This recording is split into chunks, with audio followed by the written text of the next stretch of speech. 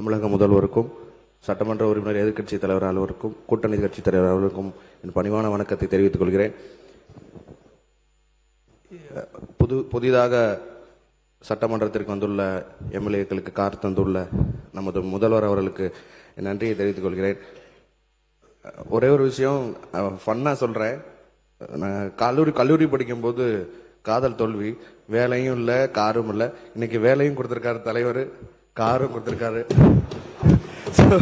ரொம்ப ரொம்ப நன்றியை தெரிவிச்சுக்கிறேன். ஏன்னா நான் ட்ரெயின்ல தான் வரேன். அங்கிருந்து இங்க உள்ள ஆட்டோல உள்ள வரும்போதெல்லாம் ஒவ்வொரு தடவையும் காவலர் பணியாளர்கள்லாம் கேட்பாங்க, யார் நீங்க?